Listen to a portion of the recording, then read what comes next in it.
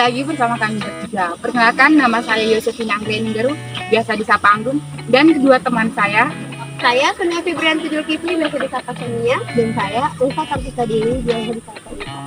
Nah, di video kali ini kami akan melakukan penyuluhan tentang penyediaan media komunikasi, informasi, dan edukasi dalam kedaruratan guna pemenuhan nilai tugas promosi kesehatan, dan dengan dosen pengampunya Bapak Pius Kopong Tokan SKM MSc. Topik yang akan kami bahas di sini yaitu penyebar luasan informasi dan edukasi perilaku hidup bersih dan sehat dalam kedaruratan. Dengan pokok bahasannya itu penyediaan media komunikasi, informasi, dan edukasi dalam kedaruratan. Target atau sasaran dalam penyuluhan kali ini yaitu masyarakat atau keluarga. Sebelum ke materi, kita harus membahas dulu tujuan dari penyuluhan kali ini. Nah, sebelum kita lanjut ke materi, kita akan mengenali dulu tujuan yang ingin diharapkan dari penyuluhan ini. Tujuannya ada dua, ada tujuan umum dan tujuan khusus. Untuk tujuan umum yang diharapkan adalah setelah mengikuti penyuluhan ini, masyarakat mampu menyediakan media KIE atau komunikasi, informasi, dan edukasi dalam kedaruratan. Yang kedua, tujuan khusus. Yang pertama, mengetahui cara menyediakan KIE pada saat sebelum bencana. Yang kedua, mengetahui cara menyediakan KIE pada saat bencana. Dan yang ketiga, mengetahui cara menyedia KIE pada saat sesudah bencana. Media komunikasi, informasi, dan edukasi merupakan salah satu bentuk media yang sangat efektif untuk memperluas atau menyebarluaskan informasi tentang kesehatan kepada masyarakat tentang kedaruratan. Kesiapsiagaan masyarakat dapat dibentuk atau dibangun dengan upaya kesehatan bersumber daya masyarakat atau UKBM atau forum. UKBM atau forum dibentuk dengan didasari atas kebutuhan dan kesepakatan masyarakat sesuai dengan spesifik daerah rawan bencana yang sering terjadi. Penanggulangan bencana dapat dibagi menjadi 3 tahap, yaitu yang pertama pra-bencana, yang kedua saat bencana, dan yang ketiga pasca bencana.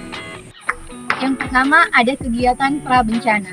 Kegiatan pra-bencana atau kegiatan sebelum bencana terjadi yang dapat dilakukan oleh masyarakat adalah yang pertama itu masyarakat melakukan kegiatan pelatihan P3K atau kegiatan kesiapsiagaan. Kemudian masyarakat juga bisa melakukan kegiatan pembuatan peta dan sekaligus sosialisasi peta rawan bencana di desa atau kelurahan. Dan masyarakat juga bisa melakukan pembuatan jaringan komunikasi, pembuatan lubang diapori, dan pembuatan papan larang atau tanda peringatan. Serta masyarakat juga bisa melakukan penyediaan sarana dan prasarana umum seperti penyediaan kapal perahu karet, penyediaan alarm bencana, dan penyediaan persiapan dapur umum. Yang kedua, kegiatan saat bencana. Kegiatan yang dapat dilakukan oleh masyarakat saat mengalami bencana yaitu bisa melakukan senam bersama, termasuk senam bersama lansia. Yang kedua, mendirikan posyandu. Yang ketiga, melakukan pendekatan kepada tokoh agama maupun tokoh masyarakat untuk menyebarluaskan informasi tentang kesehatan. Yang berikutnya, melakukan pembagian makanan serta pakaian kepada orang-orang atau masyarakat di tempat pengungsian. Selanjutnya, selalu menggunakan air bersih dan menggunakan jamban. Saat bencana terjadi, masyarakat harus lari dari tempat yang rendah menuju ke tempat yang lebih tinggi.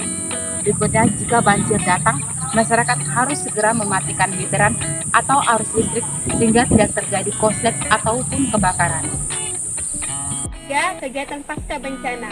Kegiatan pasca bencana dilakukan setelah terjadi bencana. Kegiatan dilakukan masyarakat antara lain perbaikan lingkungan daerah bencana, mendirikan tenda-tenda penampungan, dapur umum, pos kesehatan, perbaikan prasarana dan sarana umum, mendistribusikan obat-obatan, bahan makanan dan pakaian, serta mencatat kerusakan. Penyediaan media KIE atau komunikasi, informasi, dan edukasi dalam kedaruratan ini harus bersifat spesifik dan sesuai dengan kebutuhan dari masyarakat. Dan Kementerian Kesehatan harus menjadikan media KIE ini bersifat generik sehingga dapat dijadikan sebagai purwarupa, dan apabila cocok dengan dinas kesehatan maka akan dijadikan sebagai pesan kesehatan. Dan pendistribusian juga yang dilakukan itu harus dilakukan sebelum terjadinya bencana. Nah, itu tadi materi penyuluhan kami tentang cara menyediakan media KIE atau komunikasi, informasi, dan edukasi dalam kedaruratan. Semoga materi ini dapat bermanfaat bagi kita di kemudian hari. Salam sehat, dan Sampai jumpa.